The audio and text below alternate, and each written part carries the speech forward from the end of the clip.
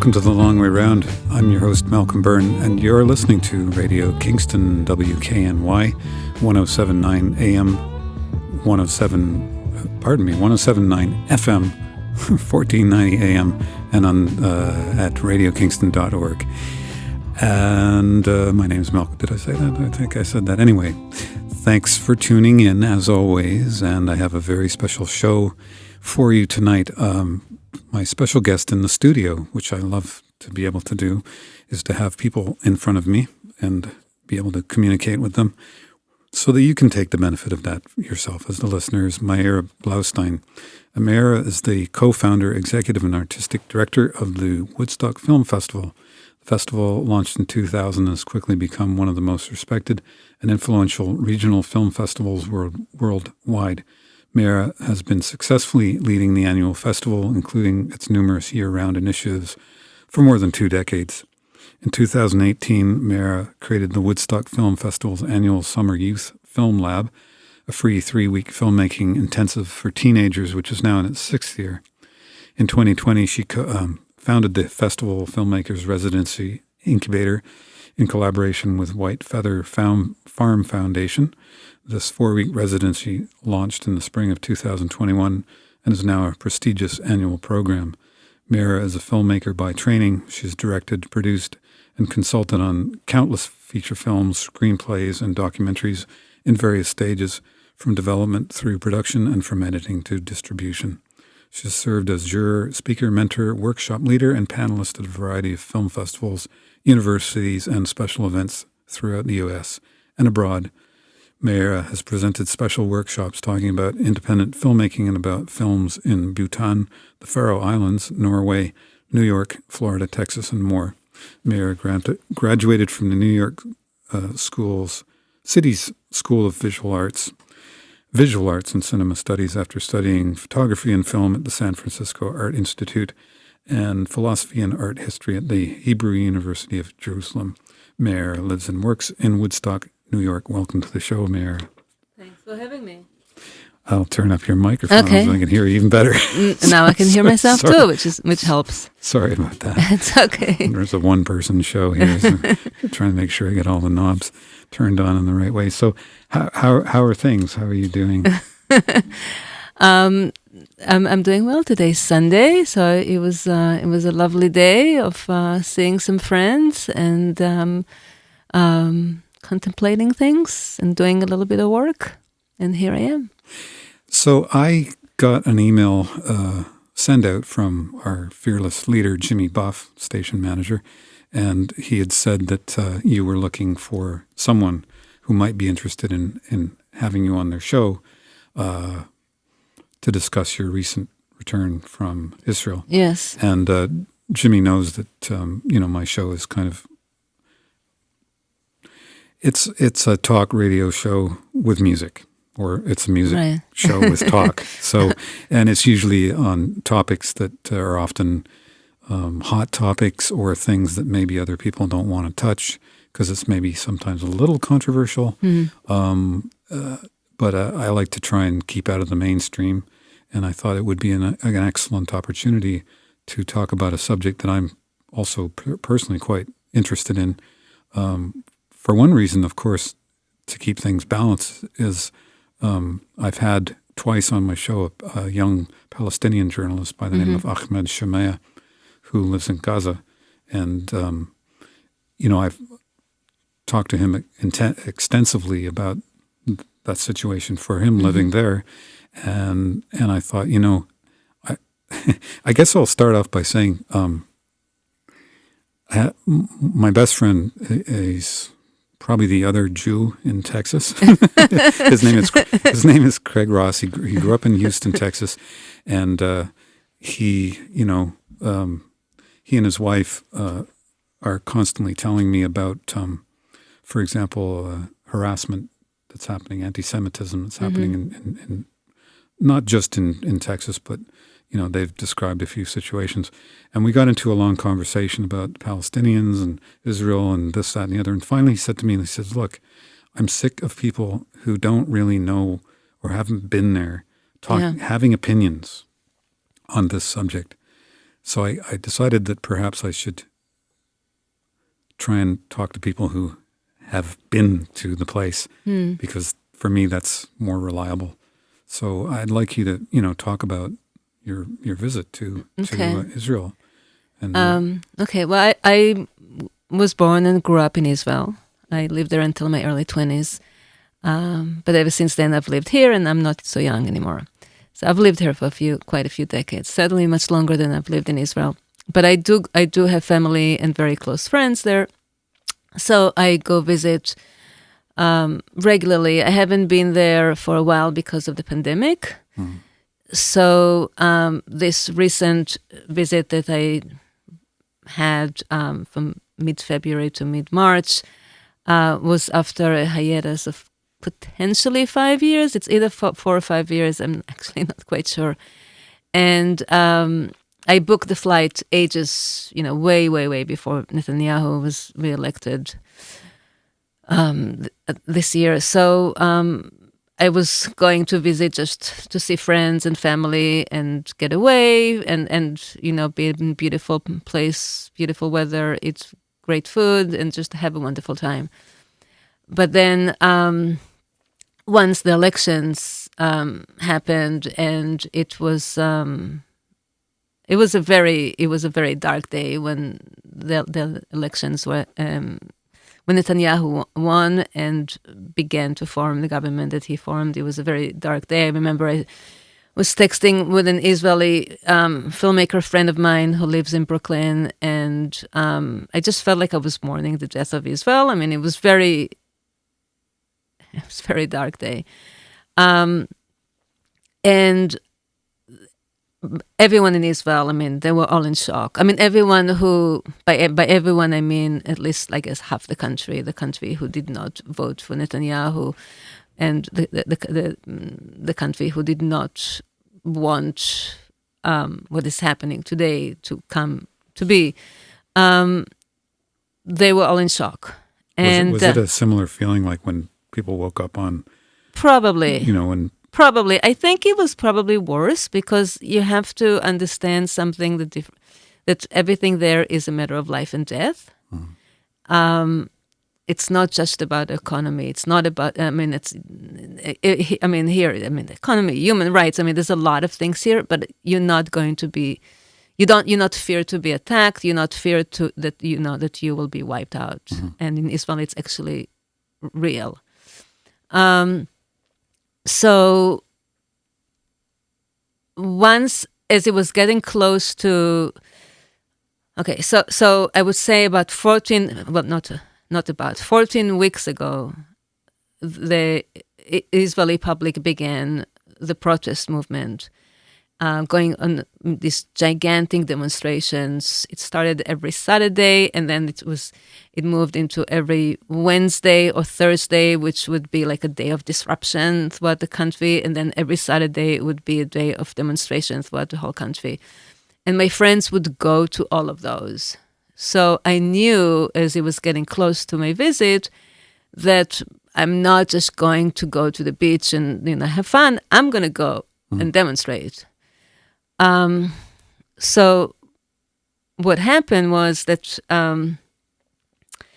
I actually arrived the day before a very historic vote was going to take place at the Knesset, which is where the government convenes in Israel. I arrived, I forget on what day, but I think it was a Saturday.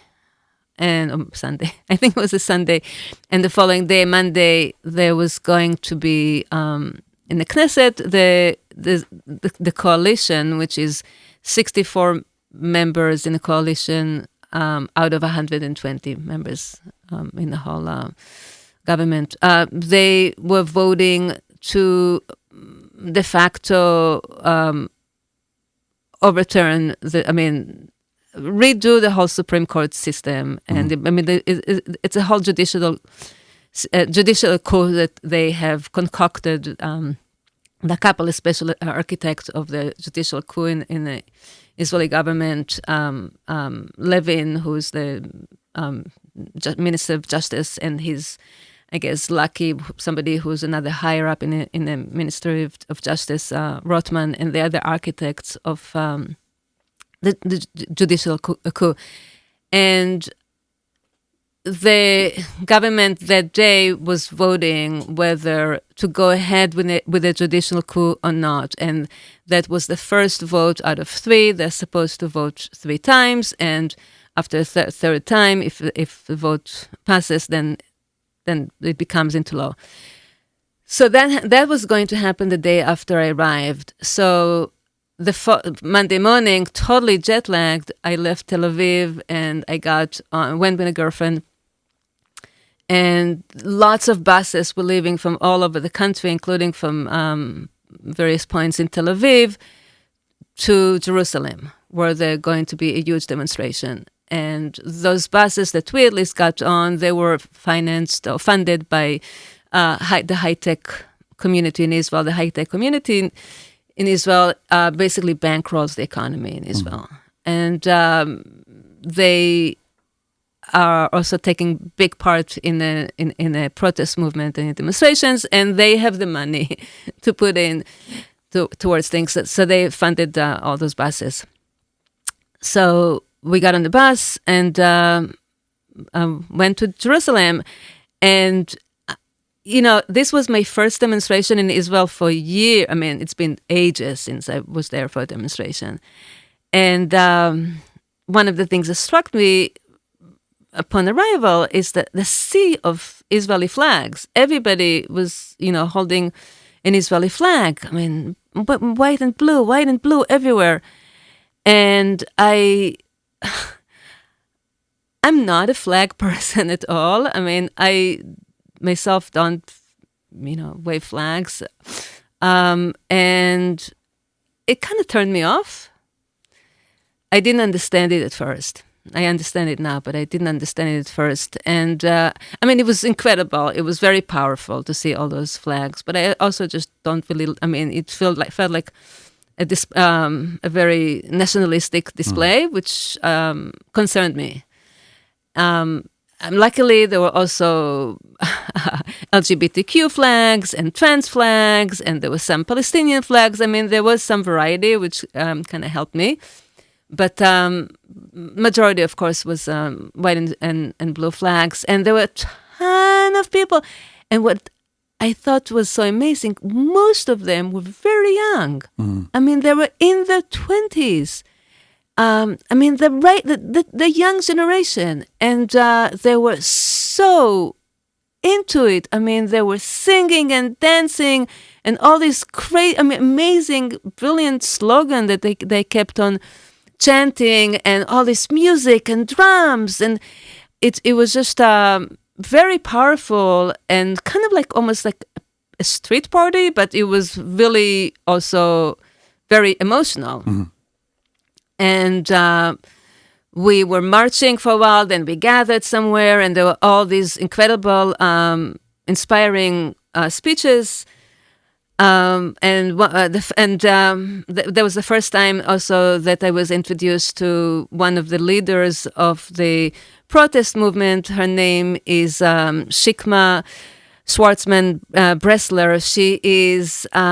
She's a particle physicist. She's a scientist. And she was just totally driven to become one of the leaders of the protest movement. And she's in every demonstration, speaking on stage, bringing back and forth another speaker and another speaker in between, saying all these inspiring things, holding her flag straight up.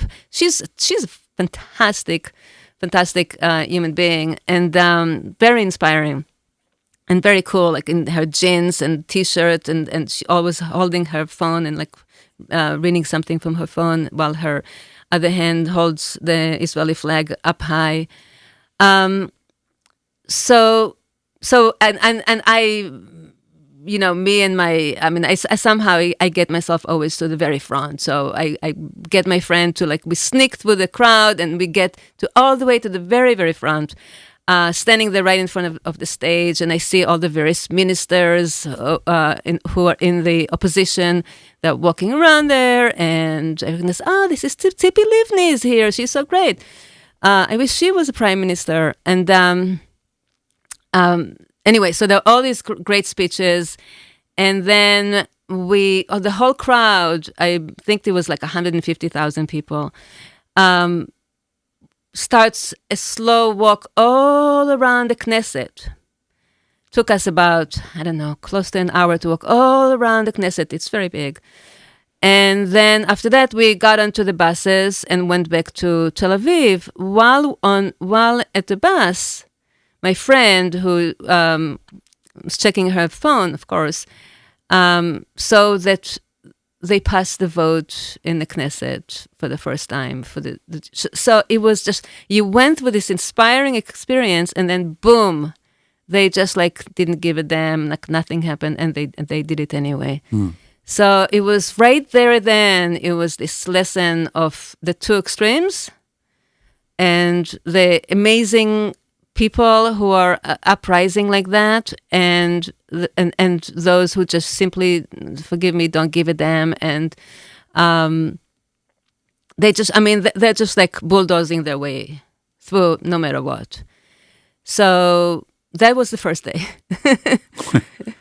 Yeah. Exciting first. Well, could I ask you? I jotted down a few notes because I had a couple of very specific questions. You may or may not know the answer, but do you think that the protests are purely internal against what I would say the destruction of the firewalls between the judiciary and the executive, or are they also in support of the Palestinians, or what is the main focus of the protests? Main focus is definitely the judiciary. And whenever I would talk to friends of mine and I say, what about the Palestinian? What about this?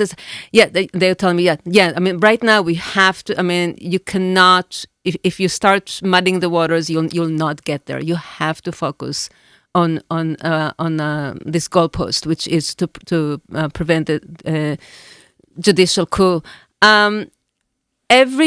Every demonstration I attended, there were people there also who were pro-Palestinians and with Palestinians flags and with Palestinians pro-Palestinian banners and various displays and songs. And I mean, there's a lot of expression about that. And in fact, also, so a few days after I arrived, there was a whole thing that happened in the Palestinian village Hawara. I don't know if you heard of it, but two Jewish people were murdered. Two settlers were murdered in Hawara. They shouldn't have been there. They were there. They were murdered there. And so hundreds of settlers rushed to Hawara and basically created pogrom in Hawara, burning houses and destroying cars. And the police was there and they didn't really do anything. And no matter, then they gave all sort of excuses why, but they didn't really do anything. So since then, in the demonstrations, once the police arrives and they arrive on horses, and they start trying to contain the demonstrators are always shouting, "Where were you in Hawara?" Mm-hmm. So this is very much alive everywhere, but again, they have to stay focused, or else it will. They will not achieve what they're trying to achieve. Well, I understand. What I understand is that a lot of I don't want to wade into the waters of areas I'm not entirely familiar with, but my feeling is that if this goes further than it's already gone, essentially it's not going to be a democracy anymore. Of course not. So Israel will lose its democratic status, yes, which is one of its few protections, for better or worse, against some of these abuses. I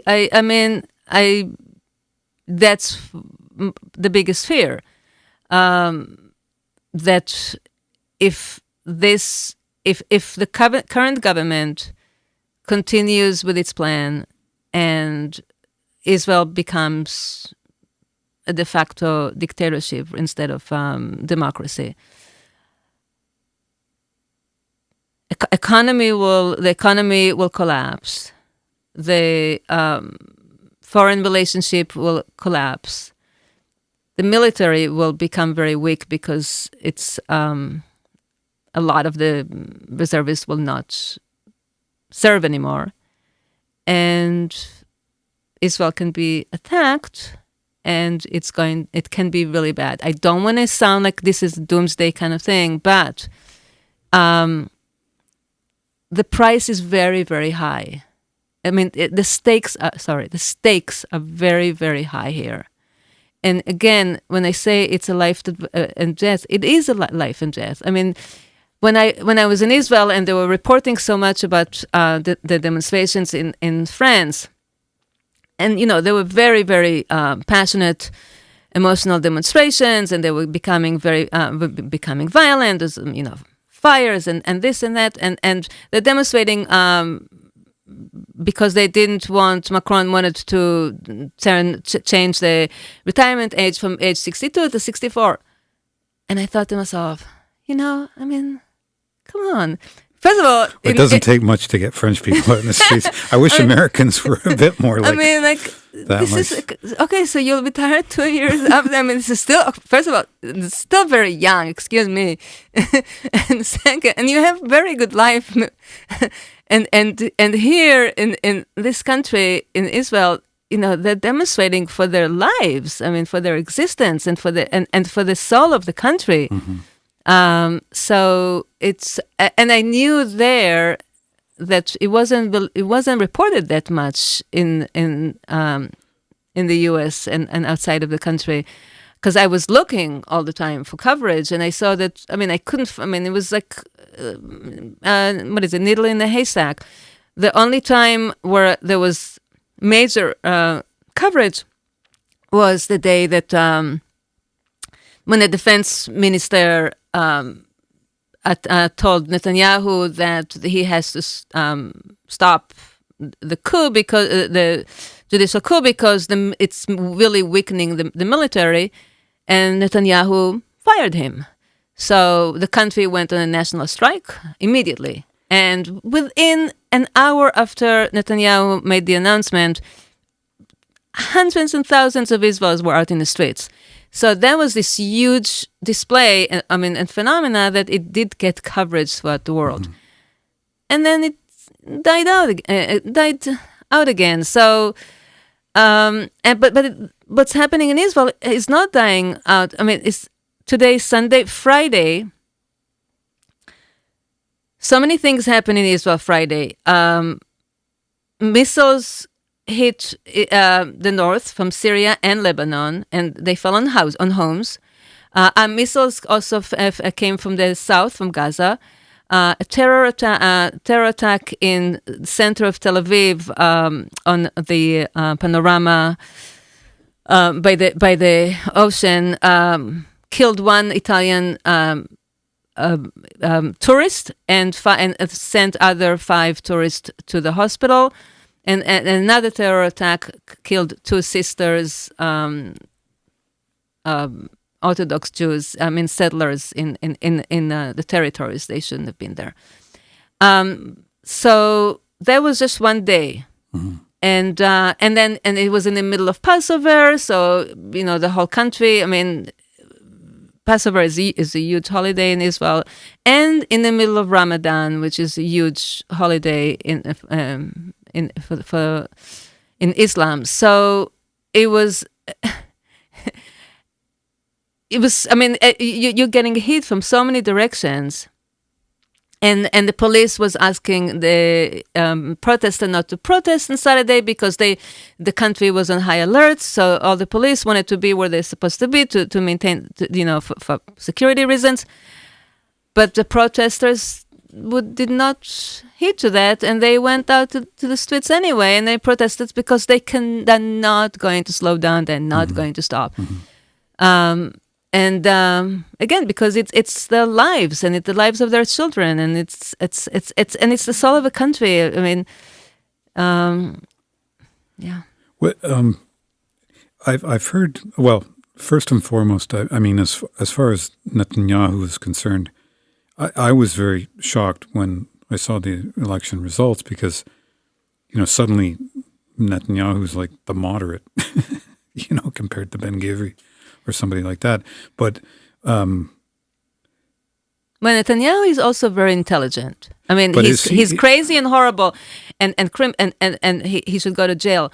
But he's intelligent. Ben Gvir, that's a whole other animal. He's an arsonist for one thing, isn't he? Yeah, insane. I mean, he's.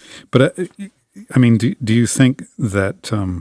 What would you say to the idea that perhaps, because Netanyahu is fighting these constant corruption charges? Yeah.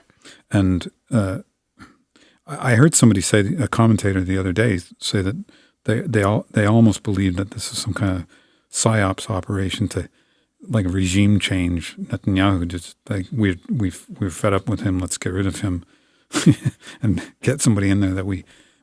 I mean, that's a far-fetched theory, but it's a theory that I did not hear.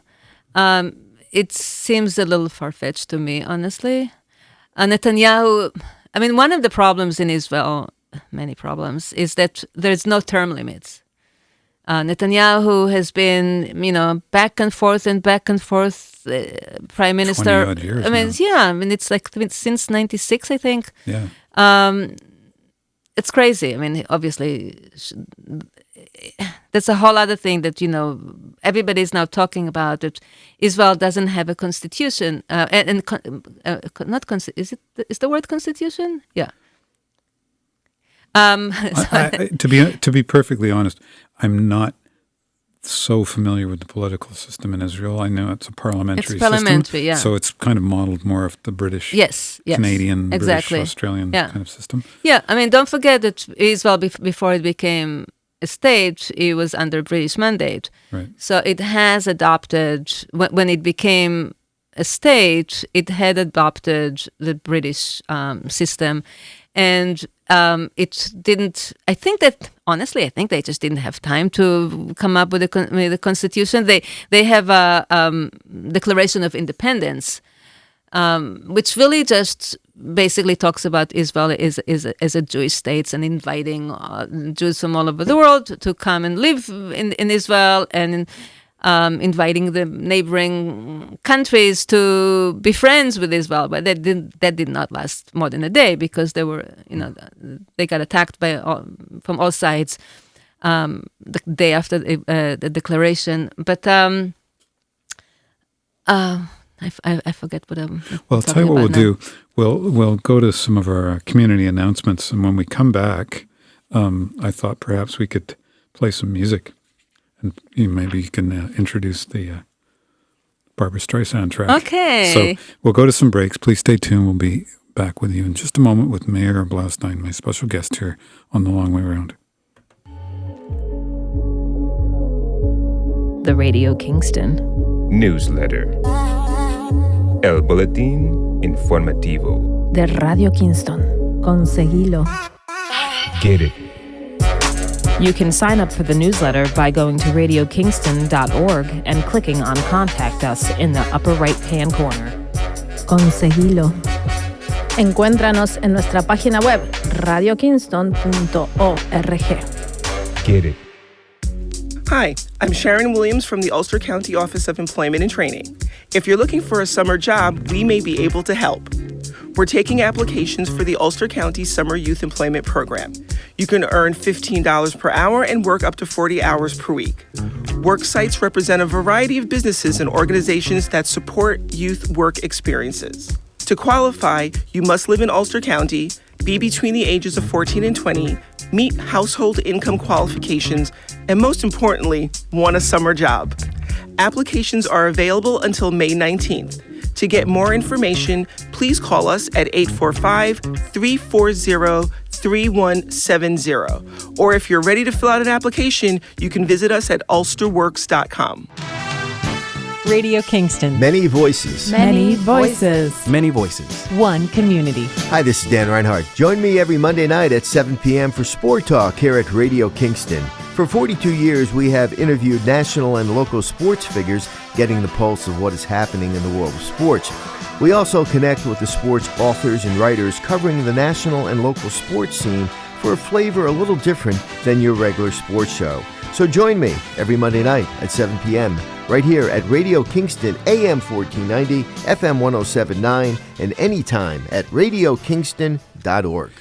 And support for Radio Kingston Community Fund is provided by Unison Arts in New Paltz, a nonprofit organization committed to bringing the arts to the center of community life, presenting their spring fundraiser, a performance of Home From Here. Combining music and storytelling, Home From Here is performed by John Burton, who is a master guitar player who happens to be a poet. And the show focuses on Burton's singular journey through a mental health crisis, the legal system, and the resolution of those threads of his life. Saturday, April 15th at 5 p.m. at Unison Arts. Learn more at unisonarts.org. And if you're just tuning in, this is The Long Way Around. I'm your host, Malcolm Byrne. And my special guest on the radio tonight is none other than Meira Blaustein. Meira, welcome back to the show. Thanks for having me.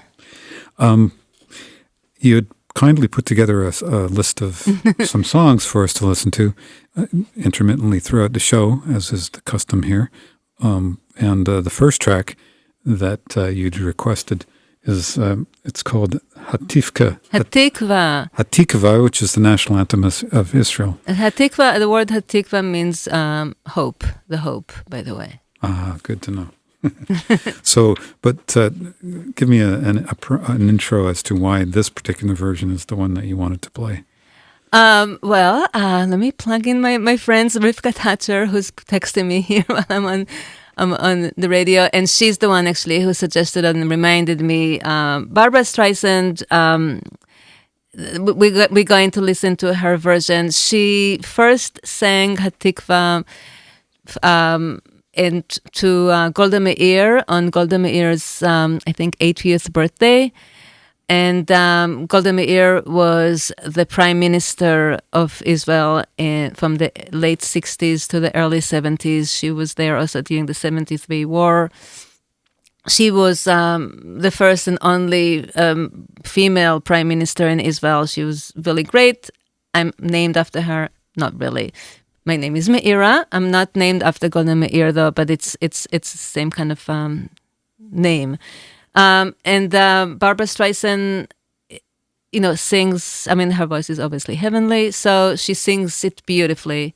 And I thought it would be nice for us to play it. Well, this is a version that I found, which was actually from her very first concert in Israel at the Bloomfield Stadium in Jaffa, Tel Aviv. Okay. And that was on the 20th of June, 2013. So here we go with Babs.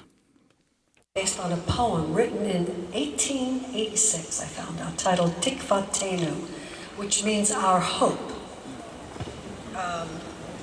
Its deeply moving words are a prayer which suggests that as long as the heart within a Jewish soul still yearns, hope is never lost. So tonight, this very special occasion, I sing this with the continued hope that we may learn from yesterday, live for today, and continue to strive for a better tomorrow. Feel free to join me as I sing your beautiful national anthem. Probably the most beautiful one I've learned.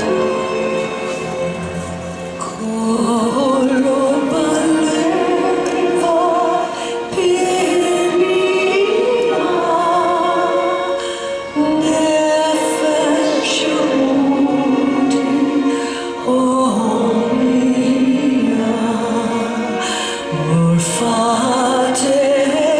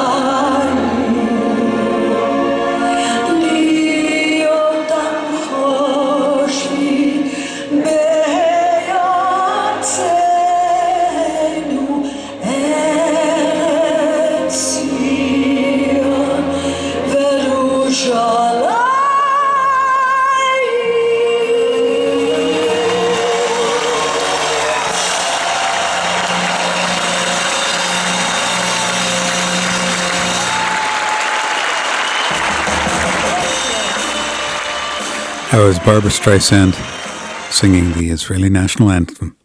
Wow. Good old Beautiful, Barbara. huh? I grew up listening to Barbara Streisand, I have to admit it. I sort of had a crush on her when I was a kid. Funny girl. A beautiful song as well, isn't it? Yes, very. So I wanted to ask you if you could describe, going back to your recent visit, could you describe the protests and the type and size and also the aims, the character of? Yes. You talked about it a little bit, but that you said there's a lot of young people. You're Yes. surprised by that? Yes, I am, because so often when I go to protests here, the people my age and older, but here I mean like in Hudson Valley at least. I can just go back to. So I was telling you about the first protest I went to, which was going up to Jerusalem. So let me go now to another protest, the first Saturday protest that I went to, because every Saturday there are protests all over the country. And that was in Tel Aviv. And I think we left my friend's place I was like really anxious. When can we go? When can we leave? I want to be there already. They're already gathering. Let's go. And she's been doing it like every Saturday, so she's not in nearly as much of a rush as I am. And we go outside, and as soon as we step out of the apartment, we see already a sea of people in the streets, on the sidewalk and on the roads with their flags up high, walking towards every Saturday. They gather at different places, at least in Tel Aviv they do. So, and then they gather somewhere, and then they march, and then they go to where the main area, which is Kaplan. Kaplan is just a name of a street but it's a huge sort of intersection, and that's where all the speeches take place. And so we went, the first time that I went, I think it was Dizengoff Center, Dizengoff Square. It's a nice square in the center of Tel Aviv. And so many people. And a lot of them also were holding torches. And I'm not big on flags. So I said, let me do a torch instead. Which, by the way, I did not last long, because all the wax is like coming all over the place, and I just did not feel like I can walk around and carry that with me. And so I put it down after a while. But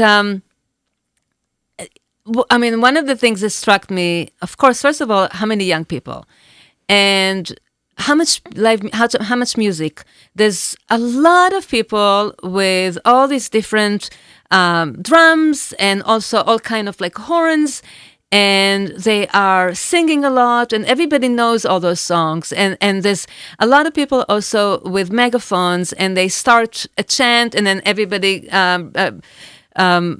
repeats the chant, and everybody knows it.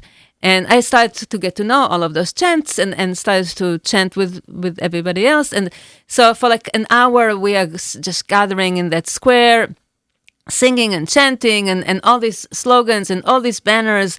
And everybody's very happy and loving towards each other. Another thing that I felt in every demonstration is the love. There's so much love among everyone.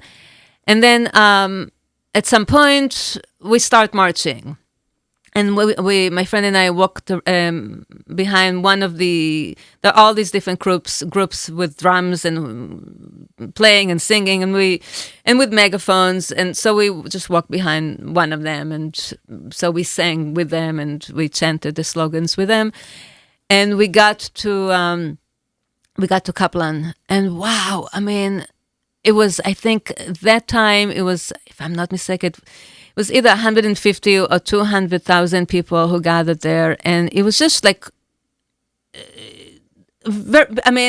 like wall to wall. All you saw was just people and flags and musical instruments and banners and beautiful, very exciting, very inspiring. But then also the speeches on stage. They're fiery speeches. More often than not, all those speeches start first with a song, either with a Hatikva or with another. I mean, there are now a number of Israeli songs that kind of like became the protest songs. There's always on stage a woman. Usually, she always seems to be wearing black, and she does the sign language. And there's a huge screen, gigantic screen above the speakers. So, and just if you mind me interrupting you just for a moment, who's organizing it? Is there financing and organizing? Yes, interesting. Okay, so there are a number of leaders or a number of organizations. The whole thing started, I believe, by about 8 people, some of whom were politicians, but most of them were not politicians. They were either like lawyer types or activists, or just like Professor Shikma, who I told you about, who's just a physicist. Those are the people who are organizing the protest, or at least the demonstrations. There's a lot of moving parts. The demonstrations are part of it, but it's that's not the whole protest movement. Demonstration is just a part of the protest. Who's financing? By and large, it's, from what I understand, it's public, and I believe that also high-tech community is giving them quite a bit of shekels, but it's by and large by public contributions, and it's not. I think that some people are saying that it's coming from some American money. By and large, it's not. I think. I don't want to go. I don't want to go actually to anything like that. First of all, I don't want to go into speculation. Second, I don't want to go into any conspiracy theories. That's for sure. But all go ahead. Conspiracy theories and so forth. There's this thing called Occam's razor, which is usually the most obvious. Route is the answer to your question. Yeah. So. From what I understand, the majority is, and I recently got an email from one of the leaders, actually, of the protest movement, who's a lawyer, and I don't recall the whole thing, but in it, he told me also how it's funded, and it is primarily by the public contributions. So. A lot of these, you were saying there's a lot of speeches. Is there a kind of a constant theme to the speeches, or what are the nature of the subject of the speeches?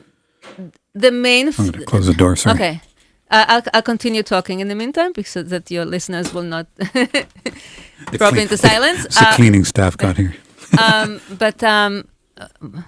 What was lovely people, but can't help. Right. Things around. I totally forgot my thread. Oh, I was asking about the speeches and right. the context, right, the content speeches. of the speeches. The focal point always is the judicial coup, but you have speeches by, say, the first female pilot, for instance, or first female military pilot, who will talk about her experience and what she feels the judicial coup means to her and what it will do to the country. They do talk a lot about the various implications that will derive from the judicial coup.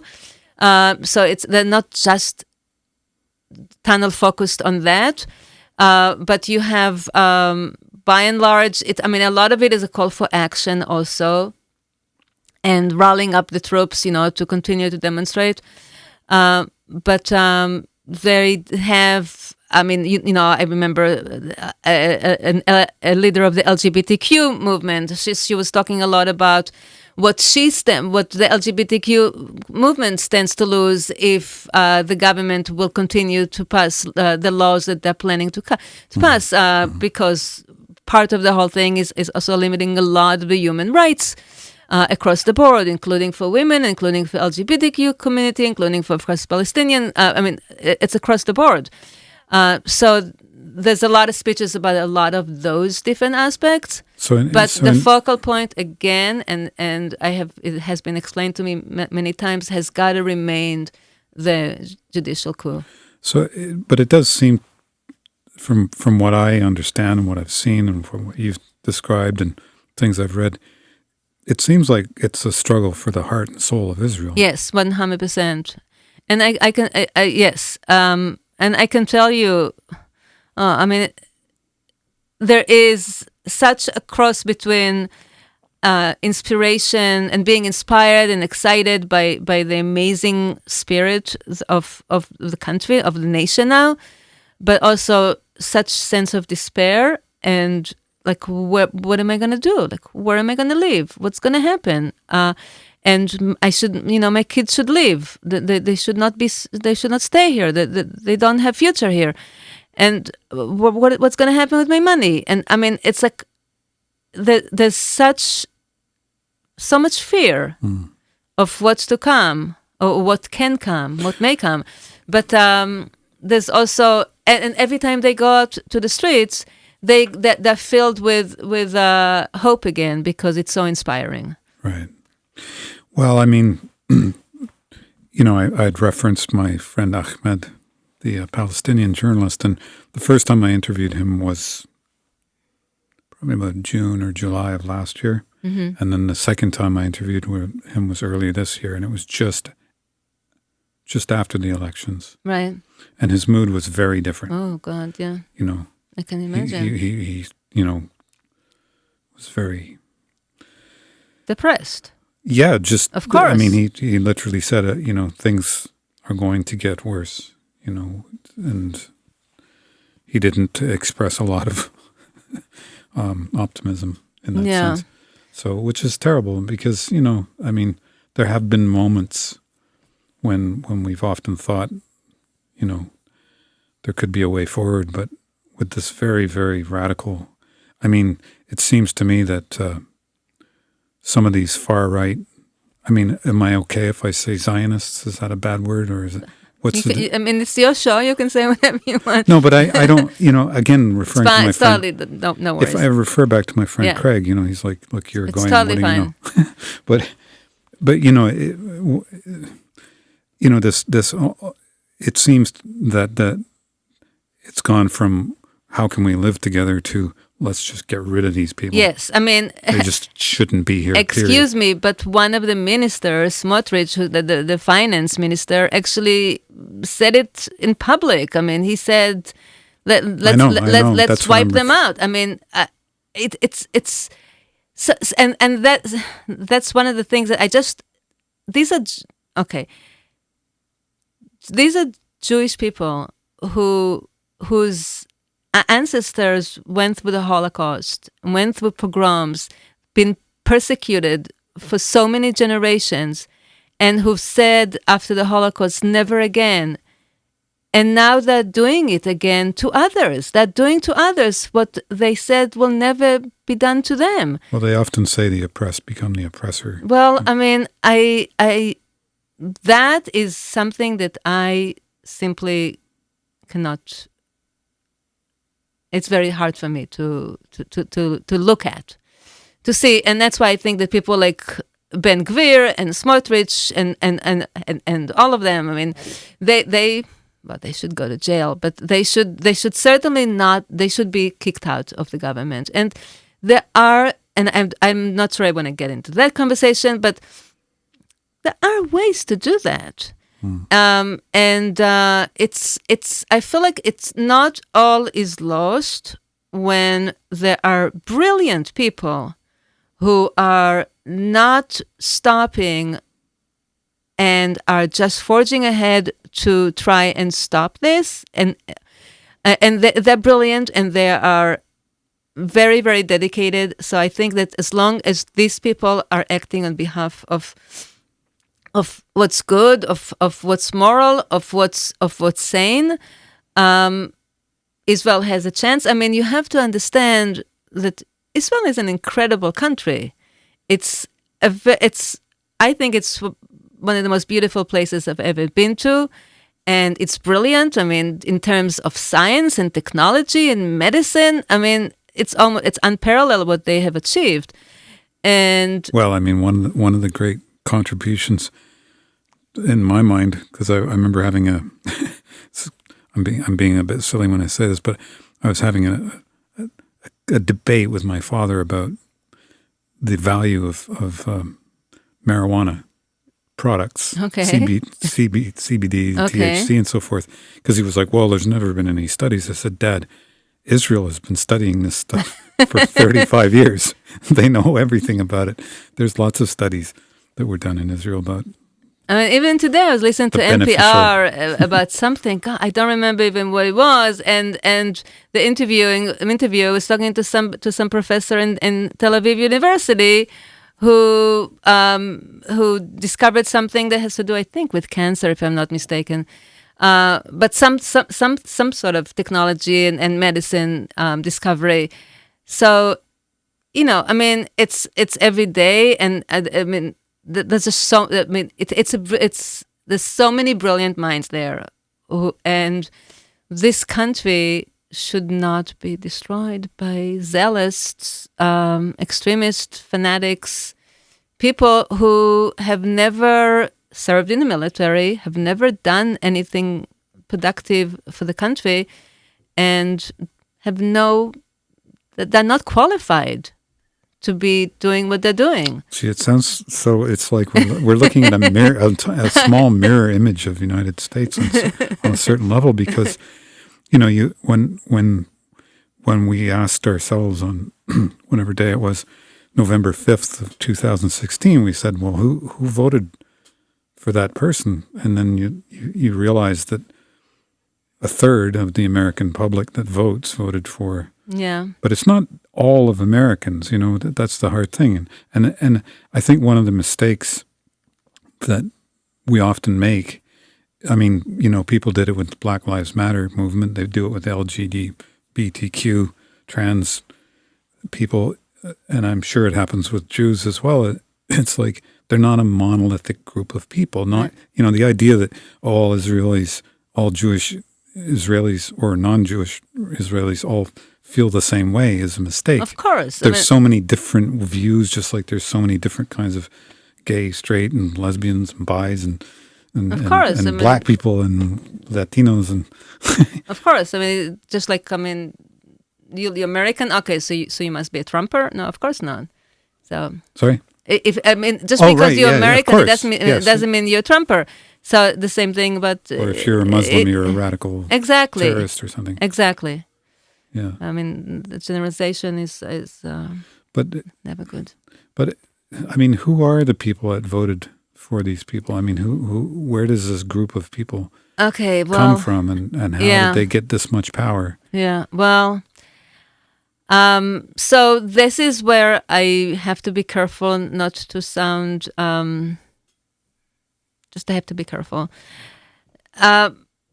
First of all, the ultra-Orthodox, they are becoming their population in Israel is growing so much faster than any other population, because they have anywhere from 8 to 12 kids every family, and while the secular families have 2 kids, two kids.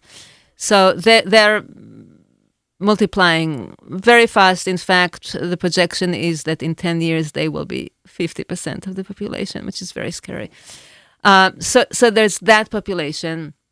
Then you have the settlers, of course. They're not. I mean, they're still a small minority in the country, but a very loud one. And then you have, and this is where I. Forgive me for saying that, but then you have the not very educated. one way of putting it. Well, we could call them educationally denied. Educationally denied, actually. Educationally disadvantaged. I'm not quite sure how to put it. But well, that's the same but demographic that we can talk exactly. about here. So, and that's the population that when they hear the call of a strongman, they, when the strongmen call them, they march, they go, and that's not just in Israel. It's there have been strongmen throughout history and throughout all over the world, and it seems to be a kind of a global phenomenon occurring right now. Exactly. So Netanyahu is the strongman of Israel, and they want a dictatorship. They want a king, basically, and they want Netanyahu to be their king. So that's the population who's speaking. Back to the demonstrations, the kind of people who are the speakers. They're also, let's say, representative from the doctors' union in the country, or lawyers. Lawyers, scientists. I mean, it's not just academia, but it's the white collar professions, I suppose, maybe. It certainly is educated, and in fact, I heard one speech in one of the demonstration about the value of education, and she was saying, emphasizing education. Educate yourself. Really, just like pushing to be, to educate yourself. So they are all about that, and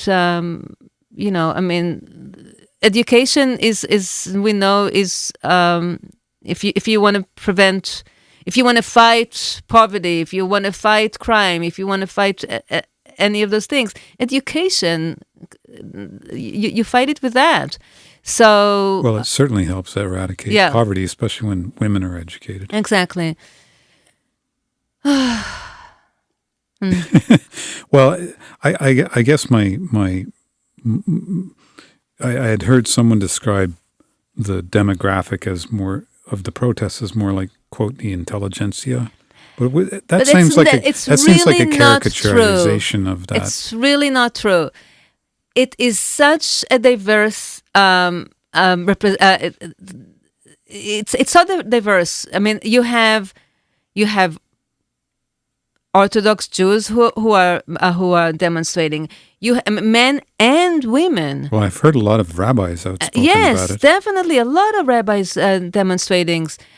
You have Likudniks, people from the Likud who are demonstrating, who think that this has gone too far. You have Druze from the Druze villages demonstrating. You have children. I mean, I saw so many kids. It's really mixed. It's definitely more. I mean, it definitely skews towards the intelligentsia, I suppose.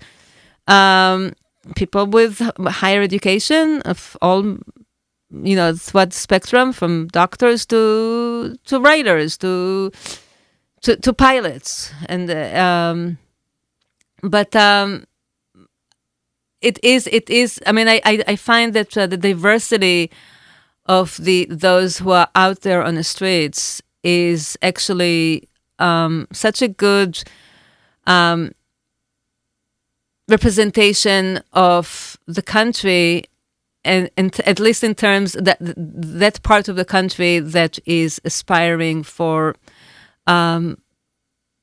hope and for sanity and to preserve democracy. Yeah. We'll go to. I was supposed to do a promo about 20 minutes ago. Okay. But that's how funny time goes by. So we'll do the station ID and then some promos, and then I thought when we come back we could do some more music. Yes, let's. Because that would be fun.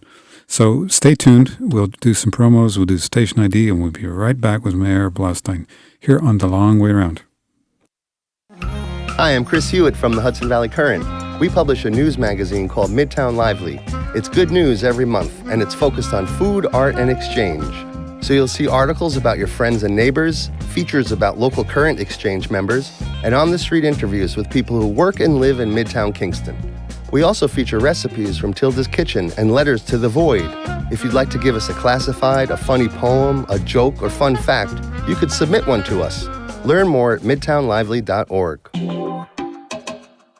Hello, I'm Lindsay Walkowitz from O Positive Radio Hour, Tuesday nights at 8 here on Radio Kingston. Every October during the O Positive Festival, we exchange the art of medicine for the medicine of art. And the O Positive Radio Hour is one of the ways that we keep that mission and exchange alive all year long. Every week, we feature themes around art, music, and wellness. With me, Sean Harrison. And me, Jesse Shearer. And me, Joe Conqueror. And me, Amy Gardner. And me, Lindsay. And me, Lara Hope. We speak with creative people, feature the voices and work of O Positive alumni artists, musicians, and providers, and get insights from experts in all fields. Plus, we play incredible music from our festival performers during every show. That's the O Positive Radio Hour, every Tuesday night at 8, right here on Radio Kingston, AM 1490, FM 107.9, and anytime at radiokingston.org. From our studio in Midtown, this is Radio Kingston, WKNY, AM 1490, FM 107.9, Kingston, New York. And welcome to Hour 2 of the Long Way Around here at Radio Kingston. My name is Malcolm Byrne, and my special guest in the studio is Meira Blaustein. But before I bring Meira back onto the show, I just want to read this special announcement. The Ulster County Crime Victims Assistance Program is hosting free yoga classes for trauma survivors at the GWI Greenhouse, and the first will be Thursday, April 20th, led by Radio Kingston's own Sean Harrison. These 60-minute classes are open to sexual assault survivors, anyone supporting survivors, and professionals working with survivors. The class is open to all levels, including those who need to modify poses or use a chair.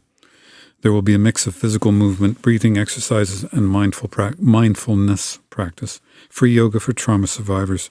Thursday, April 20th from 6 to 7 p.m. at the GWI Greenhouse, 65 St. James Street in Kingston. For more information, find Ulster County Crime Victims Assistance Program on Facebook.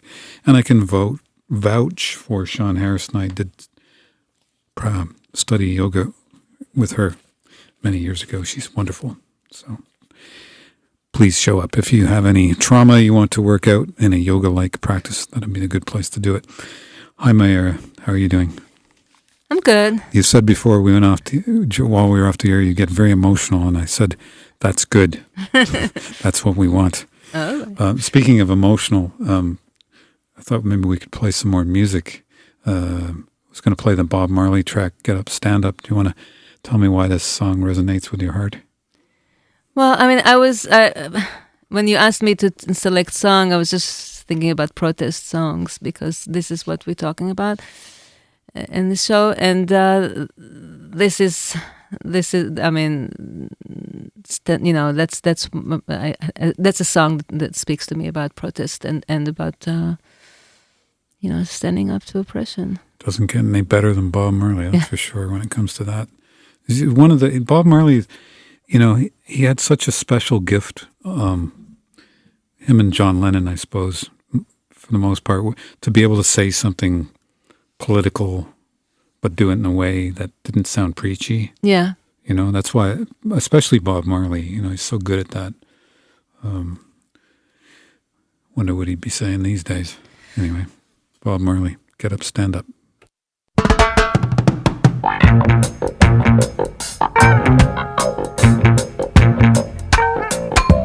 Get up, stand up for your right. Get up, stand up for your right. Get up, stand up for your right. Get up, stand up, don't give up the fight. Preacher man, don't tell me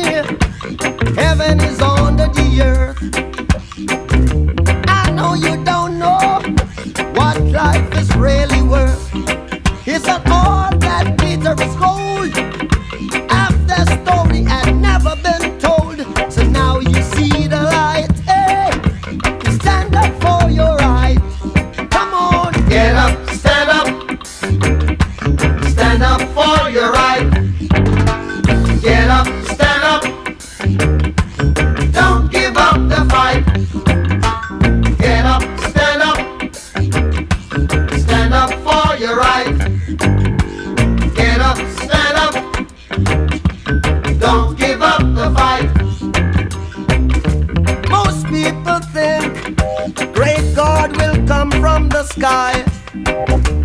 Take away everything and make everybody feel high. But if you know what life is worth, you would look for yours on earth. And now when you see the light, you stand up for your rights. Ja, get up, stand up, ja, ja, stand up for your rights. Get up, stand up, get up, stand up. Don't give up the fight. Life is your right. Get up, stand up. So we can't give up the fight. Stand up for your right. Lord, Lord. Get up, stand up. Keep us traveling on. Don't give up the fight. Yeah. We're sick and tired of your ism, schism, game, dine and go to heaven in Jesus' name, Lord. We know when we understand. Almighty God is a living man. You can fool some people sometimes, but you can't fool all the people all the time. So now we see the light. We gonna stand up for our rights. Yeah. So you better get up, stand up in the morning. Give it up, stand up for your rights. Stand up right now. Get up, stand up. Don't give up the fight. Don't give it up, don't give it up. Get up, stand up. Get up, stand up. Stand up for your right. Get up, stand up. Get up, stand up. Don't give up the fight. Get up, stand up. Get up, stand up. Stand up for your right. Get up, stand up. Yeah, nobody says it better than Bob Marley when it comes right down to it. Certainly on that line, Bob Marley.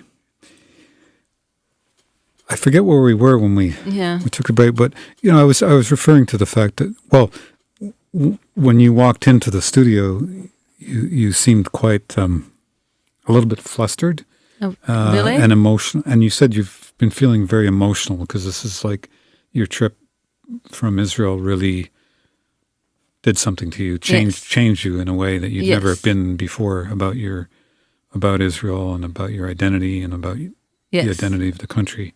Well, I was telling you that the future of it. I was telling you that I don't want to say it on the air, but I will. I suppose that that I'm not a very nationalistic person, and I mean, what happened to me in Israel, I mean, I've been to there many times, and, you know, I don't live there. I live here. Do you hold national now? I have two, I have dual citizenships. But what happened was because the country is in such peril right now, and because I was so, I let myself get so sucked into trying to protect it, I became very connected to it in a way that I haven't been for a very long time. And I just fell in love with it all over again. There's something about Israel that I was thinking, you know, not everybody loves the country that they live in. It's just their country. But, you know, they love their family. They don't love their country. They love the house, maybe. But I felt so much love for the country and so much desire to protect it. I understand that. I mean, I'm originally from Canada, and although I haven't lived there for 30 years, I have a love for the land. Yeah. Something about that I don't consider that nationalistic. Like, I don't start singing "Oh Canada" and saluting the flag every time I see a hockey game or anything like that. But, you know, like I still have a love for the place. Yeah. And the people and my family. So I understand that totally, you know. No, I don't think that's a bad thing, but I can't imagine, like, if I saw Canada, you know, being taken over by right-wing fanatics, I would feel very upset. Yeah. And I would want to do something about it. Yeah. You know. Same as here, too. You know, I lived here for 30 years. I have an affinity for the place, obviously. And and it hurts and bothers me to see, you know, even the you know, what I call the neo-Christian fascist right rising up in this country and sort of taking over politics to the point where, trans people are under threat, and anti-Semitism is on the rise, and abortion rights are being destroyed, and it also makes me think, like, why is this happening? Like, what is this disease, this infection that's taking over the world? I mean, it just seems to be that time. I mean, it seems to be a wave throughout many parts in the world. So, I mean, I wonder, because I've studied the quote Trump phenomena now for many years, and I think what happens is people, we live in very uncertain times. I mean, I dread to think what someone who's 20 years old has to go through when they're thinking about climate change and nuclear wars and job insecurity and all of these other things. And I think with what do we call educationally disabled or challenged, there's not even with that, because, if we, something that I've studied for a lot of my life is when I was a kid, I was with my father, we went to visit Germany, and my parents were insistent that we go to Dachau camp. And I remember walking in there and seeing this sign which said "Nie wieder," which means in German, never again. And thinking, how could that ever have happened? Like, what happened? Yeah, I studied that a lot in school. And, when I one of the things, one of the very common denominators through all of these rises of a, quote, totalitarian regime or a strong man is they're looking for one person to say, I have the answers. Right. Like, I'm a strong person. I can make a decision. I don't need to bother with all this politics and crap, so to hell with the parliament. And maybe there's, in Israel, it's the same thing. We've got a contingent of people that are, we just need someone that's going to tell us what to think and, solve the problem somehow by being a tough guy, Right. I mean, I really think that the problem is with the coalition, though. I think that the problem is, Netanyahu is the core of the problem, but he wouldn't. 15 years ago, Netanyahu was a very, very strong proponent of independent Supreme Court. He's now against it because he is indicted, and because his ministers are pushing to overhaul it and de facto undo the Supreme Court and suddenly its independence. So I really think that it's those ministers who, if the coalition was made with other parties instead of the parties that he brought to the table, everything would look much, much different. It's them who. The architects of the coup is not Netanyahu. It's the justice minister. Well, as you said, he's a smart person, and so he's very smart. He is pretty much evil at this point, but. I shouldn't say that. I should not say that about people. He's very smart, but he right now he really thinks about himself instead of the country. He knows that he's leading the country towards destruction. But he's trying to protect himself. But he's doing it anyway because he's protecting himself.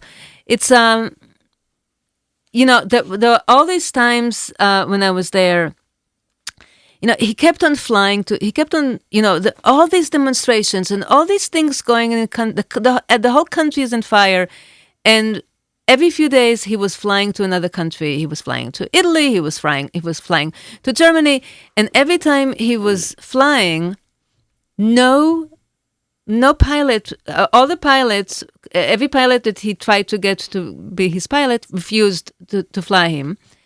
And until he finally was able to get somebody, and then they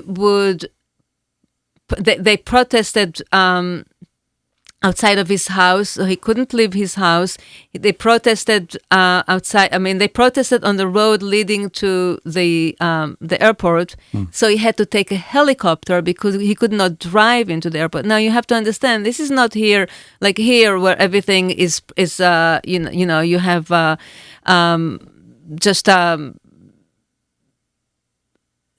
in Israel, it's much more. I wouldn't call it laid back, but like you don't have Air Force One flying you everywhere. So it's just much more like regular folks kind of thing. So for him to have to take a helicopter to get to the airport because he couldn't drive to the airport was a humiliation. For him not to be able to find a pilot to fly him was a humiliation. And I don't know even why I got to that, but it's kind of he is the core of the problem, and he is where everything is directed towards. But the thing is, he's not really the one who's creating it. It's his ministers who are creating it, and their followers. And those people do not listen to reason. And you cannot compromise with them. You cannot discuss anything with them. They're just too fanatics. They're too extreme. There's no way to have a dialogue with them. And that's one of the things that concern me, is because the opposition is trying to come to some sort of a dialogue and some sort of a compromise, while a lot of the leaders of the protest are saying there is no room for compromise. You cannot compromise with these people. This just, specifically about the judicial coup, it just has to disappear. It can't like do it halfway. Right. You don't do it at all. So it's all going to come to a head very soon when he paused after he fired the defense minister, and there was the national strike and the huge demonstration, and he paused. It's going to be just. It's at the pause. It's just after Passover. Passover is almost over, so it's going to go to a vote again. Hasn't disappeared, and then once it goes to a vote, and I assume unfortunately it will pass, the Supreme Court can overrule it, which is more likely than not will happen, that it will overrule it, and then it's all about if it's overruling it. If it's unanimous or not, if it's just by a little bit, by just like 5 out of 4 or something like that, then it will tell the coalition that they really can go through with it, because the opposition to that is so small. But if it's unanimous, they'll have a very hard time then to go through it, despite of the Supreme Court ruling. So the next few weeks are going to be crucial, and we'll see what happens. Yeah. Well, I know there's a lot of discussion about this in my circles, as is often the case. When you see any country where, democracy is under threat. But I shudder to think of the consequences if this erosion between the judicial and the executive occurs. Well, one of my big fears is war. That. You mean an internal? No, I mean real war, like the country being attacked. Oh, you mean from an outside? Yes, I think it's very. That possibility is unfortunately very real. So that scares the hell out of me. And Iran is just a few weeks away. I don't know if weeks or a month, not long away from having nuclear weapons. And with all of that, it's happening all over the world. All these major risks, life-threatening risks. He is still. He has this. It's a very, very weak government because they don't really know what they're doing. So and he's just going ahead with everything. My friends tell me now that whenever he's talking, Netanyahu, he's always now very angry, which is not a good sign. When a leader is always very angry, very reactive. Yeah, that's not a good sign. So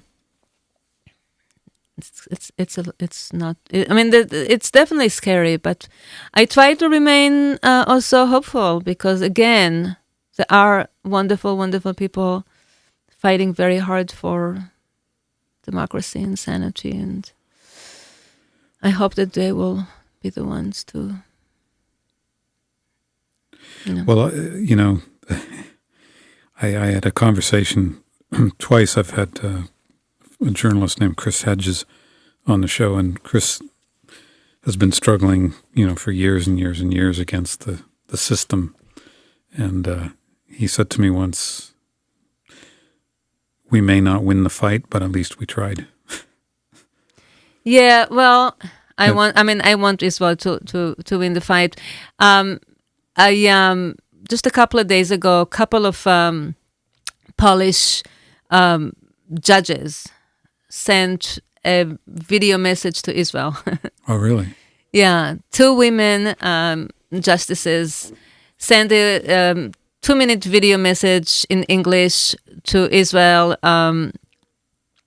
telling them about, when in 2017 there was a judicial coup attempt in Poland, and there were all these demonstrations, and then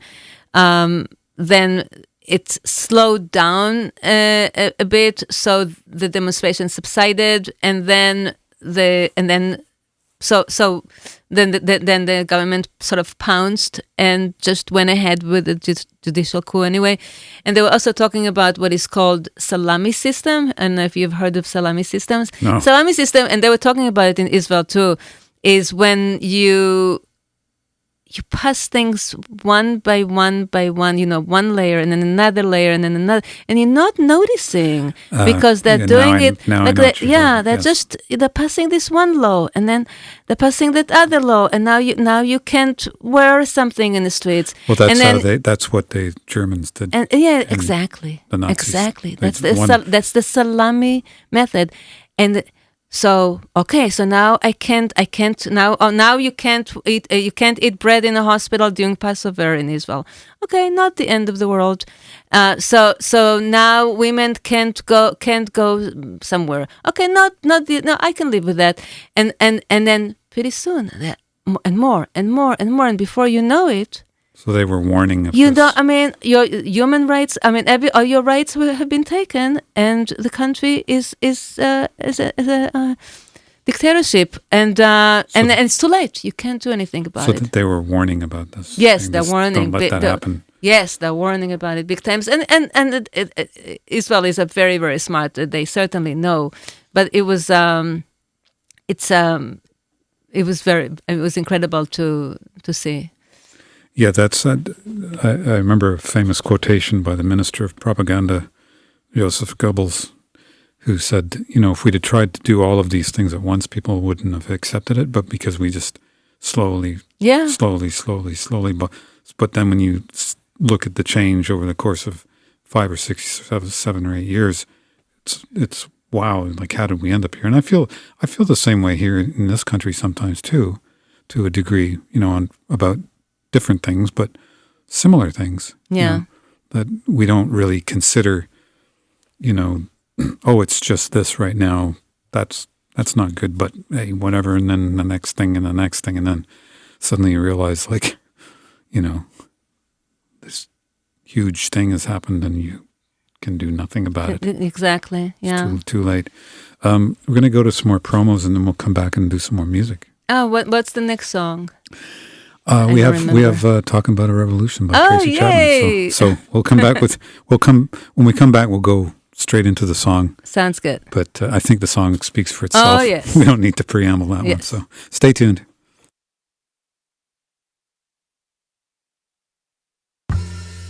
Hi,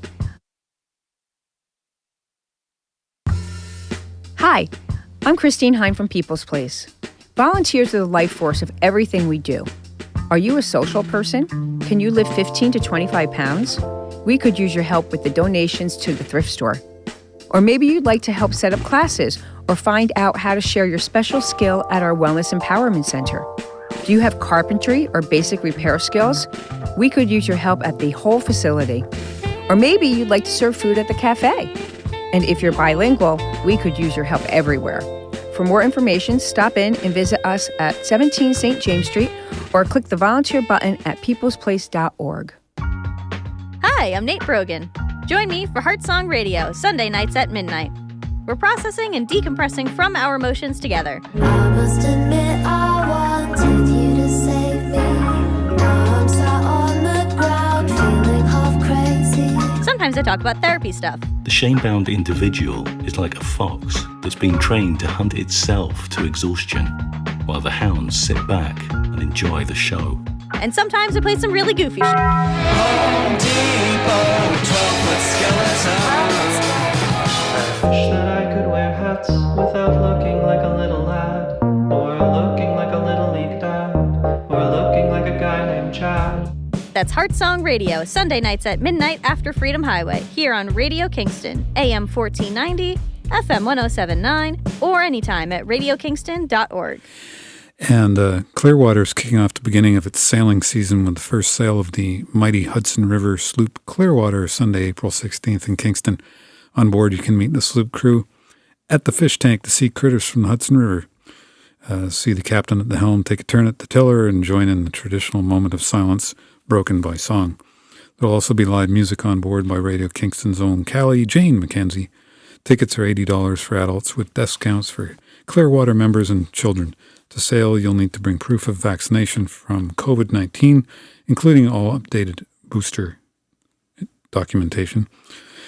Check in at least 15 minutes before setting sail. The first sail of the sloop Clearwater, Sunday, April 16th from 3:30 to 6 p.m. at the Rondout Riverfront. For tickets and more information, that's clearwater.org.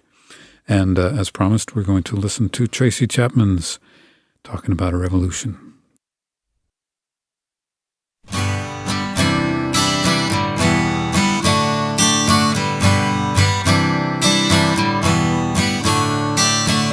Don't you know, we're talking about a revolution. It sounds like a whisper.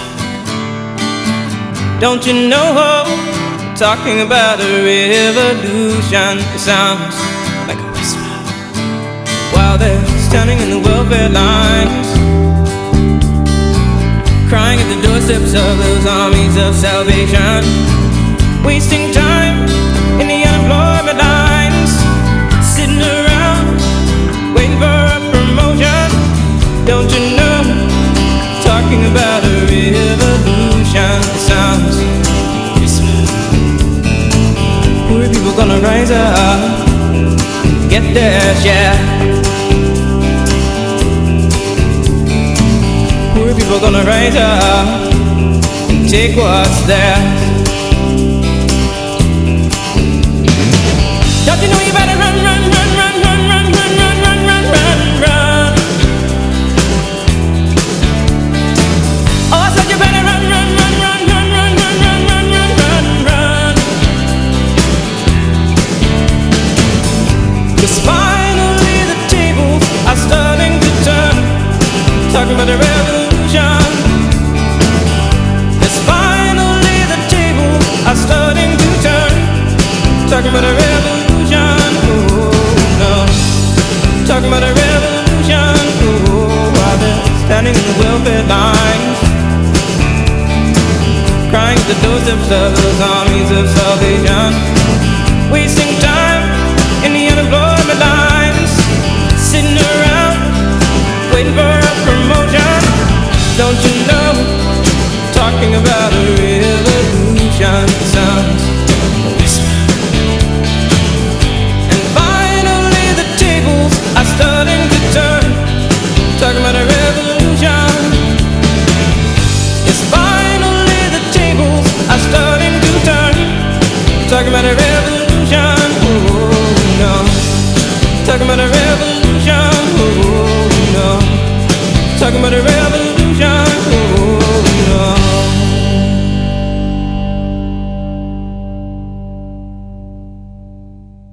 was talking about a revolution by Tracy Chapman, and my guest in the studio here for the last 28 or so minutes is Meira Blaustein, who's just taking a quick break. And I'm going to keep you entertained while she gets at her Tums or whatever, her breast savers. You all right there? You all good? Here she is. Hi. Just having a moment. So that's a great song. I mean, it really does sort of sum up a lot of what we were talking about. And I wanted to ask you a bit more about your, firsthand experiences with the protests. Oh, okay. In Israel. And now, was it mostly in Tel Aviv or in Jerusalem where you were? It was in Jerusalem, Tel Aviv, and also in the middle of, sort of like outside of Haifa. Outside of Haifa, I was visiting a few old girlfriends from like middle school and grade school. we're still good, very good friends. Well, they're not old, but they're just old friends. Yeah, they're very old, very good friends. And we were doing it was like a pajama party. We also slumber party. We all staying together at one's house. And it was one Saturday where I did not go to the demonstration in Kaplan in Tel Aviv. So because we were in this village outside of Haifa, and so we went. The demonstration there was on a bridge overlooking a highway, and there are a lot of demonstrations like that all over Israel. Also, I mean, again, remember there are every time there's a demonstration, there are about 120 of those all over the country in different places and highways and different places. So we were on this bridge, and of course we were holding flags because every demonstration there are flags. On the bridge, and there were people on the bridge also with instruments and with megaphones, and the sea of cars driving beneath us both ways, and they're honkings all the time.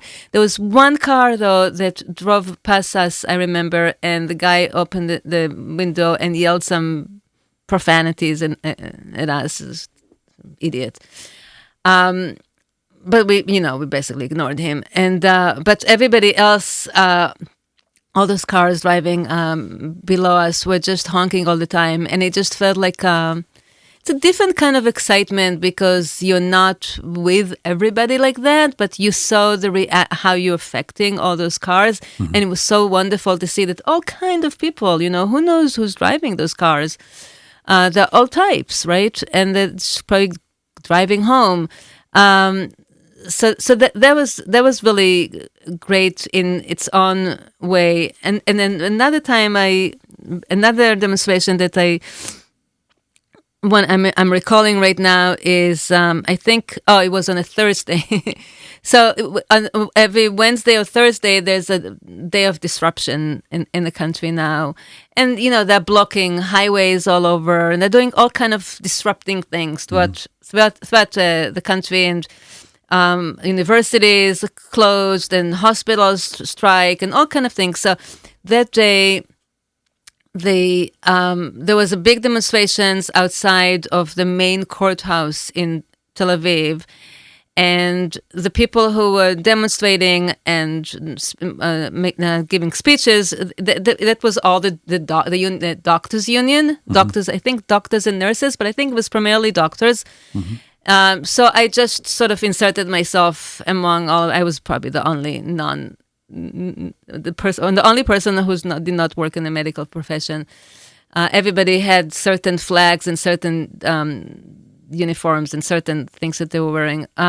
So they're making all these speeches, and then I marched with all of them forward, and we all stopped in the middle of a huge intersection, one of the main intersections in Tel Aviv, and we sat down and we blocked it completely. And cars are just like cars coming towards us, they cannot go, and more cars and more cars and more cars. And it was the first time that I sat down in this kind of a demonstration in the middle of a street blocking traffic. And police, of course, started coming. And there are all these motorcycles. When motorcycles came, they figured out how to get through us. But all the cars and buses, poor people on the bus getting stuck, and they couldn't move. And I sat there for a pretty long time, and again, all ages, a lot of young people, a lot, and just so. And these are not the protester type, I mean, these are professionals, and they were given time from their work to go and protest. Wow. Yeah. Oh, yes. I mean, a lot of people are given time from their work to go and protest, and because otherwise, how can they go and protest in the middle of a workday? And they do that all the time now. So. Those are some of the demonstrations. They were a little different than the ones that the mega ones where you have hundreds of thousands of people and it's all very exciting and inspiring. And then you just your feet hurt because you're on your feet for many hours. And I don't do well just standing. And I'm also just not the type that stands. I need to be doing stuff. So I do get myself to the front. I know how to get myself to the front. But still, once the speeches start, you stand there and you listen. And then my feet hurt. Yeah, it's a certain kind of energy. I was saying while we were off the air that I'd been pretty active, as I gather you might have been as well, yes, protesting against the inevitable invasion of yes. Iraq in 2002, 2003. And one of there was I don't know if you were there or not, but in New York City, there was a big rally. I was there. I mean, there must have been 250,000 people at least. I was there, believe me, I was marching, yeah. But I remember I was standing there and the police have this method in the city of cordoning off by block. They'll put up, they just kind of isolate blocks of people, literally like from 56th to 55th Street, the block one end and block the other, and you're sort of corralled. So they're separating each group. And I remember an NYPD standing there sort of saying, yeah, this is nothing. We'll have these people out here in another half an hour compared to New Year's Eve. This is like 2 million people, right. drunk people on New Year's Eve. This is nothing. But what was the police presence, and what was there? Was there any violence or? Yes, unfortunately, yes. And so the protest, by and large, the protests in Israel are absolutely not violent. But I mean from the authorities. I know, but first of all, from the protesters, there's absolutely no violence. So there's no reason to be violent towards them. Well, you'd think there wouldn't be, of course. But usually, again, this is Kaplan and this is Tel Aviv, when they gather in Kaplan, which is this huge intersection. And then after all the speeches and everything, many of them, and this is what happens also when after Galant was fired, they go down to Ayalon, which is the main highway in Tel Aviv, taking you to north and south of Israel. Huge highway. I think if the thruway was also going by Henry Hudson River or Fifth Avenue. So when the protesters go down to Ayalon and start blocking the highway, usually the police comes on horses and also big water cannons, and there's arrests, there's violence, there's they hit people. And people get injured, And they also, with the water cannon, sometimes they hit. There's a photo of a regular person who was not on the highway. Actually, he was on the side, and he got the water cannon right in the chest. Oh. And that's very, very powerful. Yeah, you can break your bone. Yeah. There was another young woman who was walking with her boyfriend, away from from Ayalon, and a policeman on a horse started hitting her. These and are the things horse, that you saw. Yes, and the horse stepped on her foot. So these things happen, but really they happen only once the demonstrators are. Once they get on highways or something like that, and but otherwise, I have seen police. You see a row of police officers blocking this and that. And I start walking there, and my friend said, "No," my friend's stopping me. Don't get too close. But I never got too close. But I just wanted to look at them. Mm-hmm. Other than that, I barely saw any altercations because the demonstrators are, by and large, very peaceful, and there is no reason to do anything. Mm-hmm.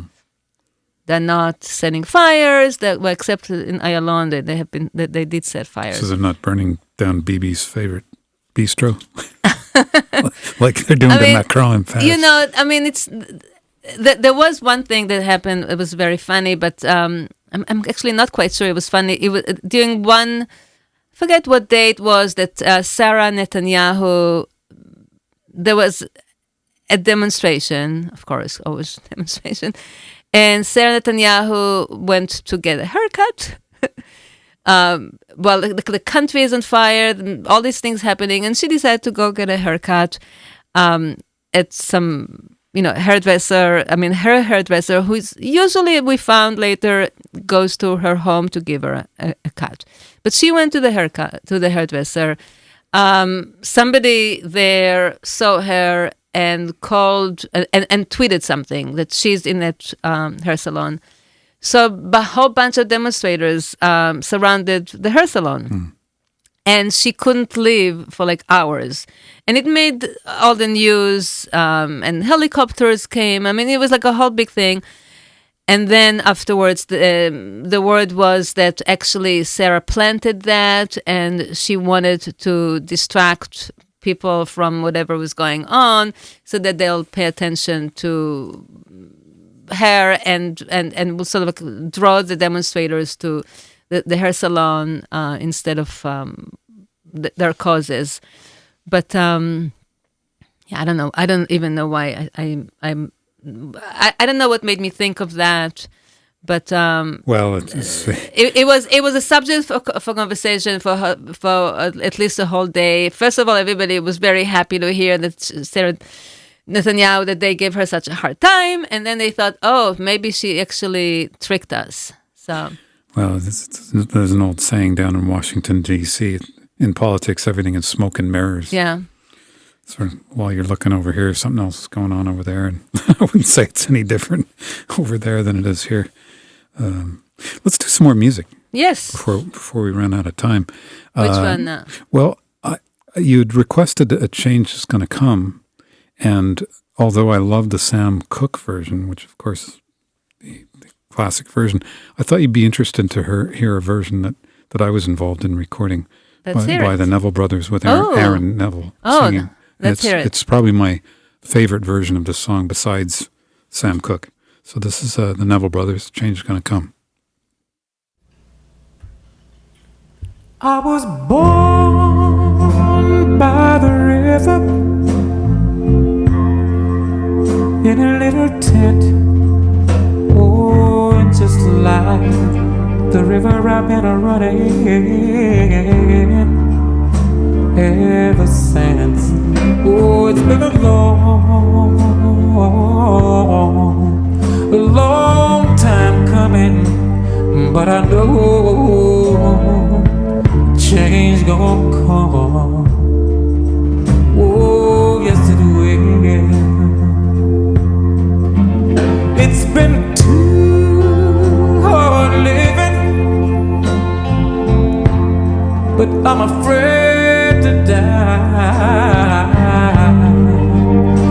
don't know what's up there beyond the sky.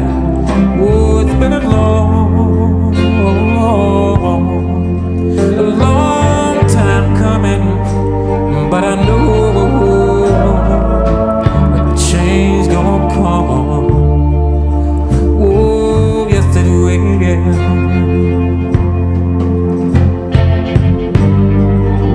Oh, when I go to my brother,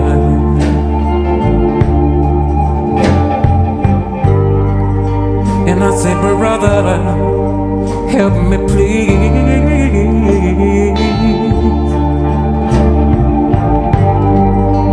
But he winds up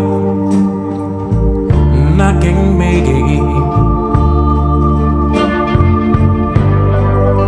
right down on my knees. Oh, there's been times that I thought I couldn't last for long. Now I think I'm able to carry on. Oh, it's been a long time coming, but I know change gonna come. Oh, yes it will.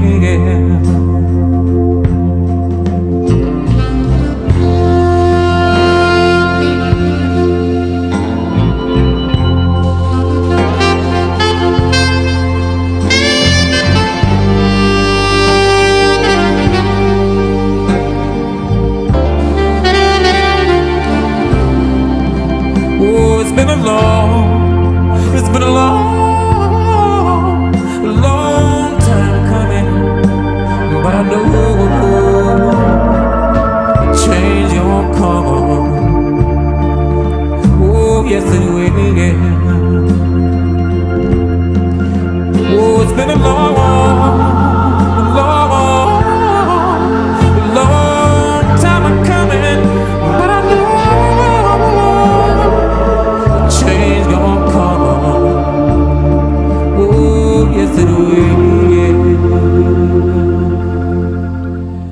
That was Change Gonna Come from the album Yellow Moon, as performed by the Neville Brothers with none other than Aaron Neville on vocals and special secret Brian Eno singing background vocals on the end of that track. It's a track that I was involved in recording when I still lived back in New Orleans with my friend Daniel Lanois. Anyway, that was a suggestion of Meira's to play that song. Thank you, Meira. So beautiful. We're kind of going to run out of time, and yes. And when we sort of, while we were off air, we thought about the idea of ending off on a positive note. You know, so yes, it's not all please. just gloom and doom. Yes. So we're going to finish off with a beautiful acoustic version of John Lennon's Imagine, performed by Walter Penn. But before we do that, we'll talk for another couple of minutes. Okay. So in a perfect world, what would you think would be the outcome of these protests? Well, if things could go the way that we hope they would. Well, I would like this government to go to jail. Lock them up. That sounds familiar. I mean, I would like. I don't see how you can work with these people. I don't live there, so it's. I feel like sometimes I don't have the right to say what I say. Well, how do you think I feel? But you know, I mean, I often think though. So, by the way, that if you don't live in a country but there's so much at stake, and so it's so nuanced, it's so complicated. There's so many factors. If you don't live there, if you don't know the depth of what's going on, sometimes you don't have the right to tell them what you think they should do. But on the other hand, this is often the case. I mean, it's very difficult for a human being to be objective about themselves. Yes. So if you're living in the middle of it, sometimes you can't see the forest for all the trees. So you're not in it all the time. you can also see. I mean, I think distance. my hope is that there will be change of government. I mean, I think that that's the which wouldn't just be getting rid of Netanyahu; it would be all the gangsters. Oh behind yeah, of course. I mean, if Netanyahu is out, they're out. I mean, he's the. I mean, nobody is going to keep them. So I'm hoping that there is going to be a change of government, and if it doesn't happen soon, this 4 years before that happens, and again, I don't want to. We don't want to end this by doom and gloom. So I don't want to talk about my greatest fear. We should just talk about my greatest hope, and my greatest hope is that there will be a change of regime, and that there's not going to be any more discussion of judicial coup. That's not going to be a factor anymore. And instead, they will start working more on repairing some of the relationship with the Palestinian Authority, and just working towards some sort of a solution that will be workable for everybody. But this is optimistic. I don't know if this is realistic, honestly. So if this is not the case, then I know that there are and Yair Lapid, who is the leader of the opposition, and Benny Gantz, who is, he's definitely negotiating with, or trying to negotiate at least, with Netanyahu. I know that a lot of the people in the protest movement are very, very leery of all these potential negotiations, because they just don't believe that anything good will come out of it. And that, again, like I said, you can't really compromise with these people. But one way or another, I hope that either there'll be some sort of livable compromise, if that's a must, or a change of regime. However, if that does not happen and they go ahead with the coup, there may be a real civil war, and then all bets are off. But let's not hope. Let's hope that that's not going to happen, because that's very self-destructive.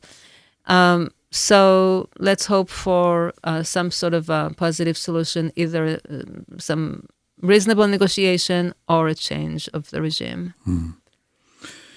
Well, for all parties involved, I really do hope that's the case. And certainly for peace in the Middle East has always been, it's something we've always hoped for so many years. Always. This is what next year in Jerusalem and everything in Passover and everything, the hope is always for peace. And that's the yearning has always been for peace, and it still is, or should be. And well, sometimes I know we're trying to stay on the upside. Yeah. Sometimes I wonder.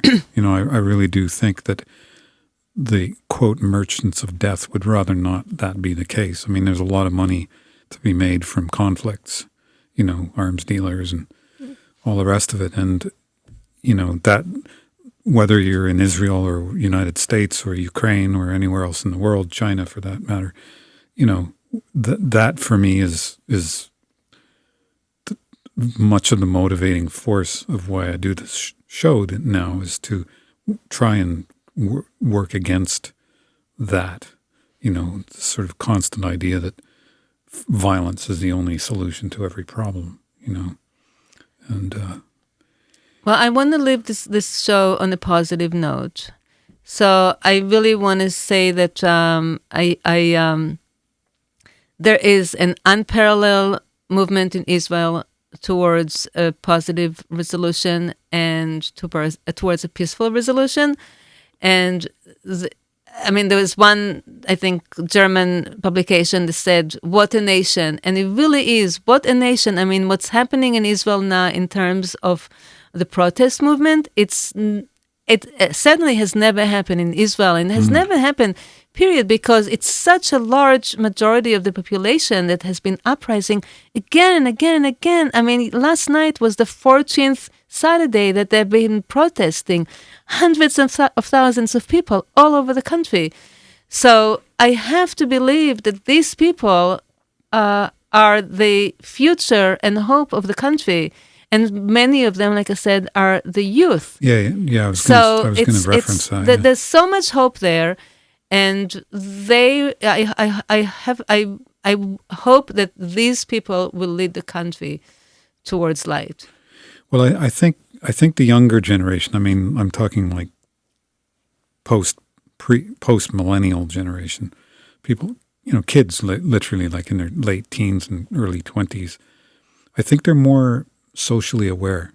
That I've felt that for a few years now, that there's a kind of an awareness of things on that level that kind of had been missing for a couple of weeks. Skipped a few generations from the 60s and ended up in sort of the me obsessed kind of generation. But I think that this young generation, I hold a lot of faith and hope in them, that they see what's going on and are willing to do something. So we've just got enough time for the John Lennon track. So Meira, thank you so much for being on the show. And I'd love to, if you go back to Israel, I'd love to hear all about it next time you go there. I hope to go back again soon. And thank you for having me. You're welcome. And here we go with John Lennon. And if the good Lord's willing, the creek don't rise, we'll see you next week. Thank you for listening.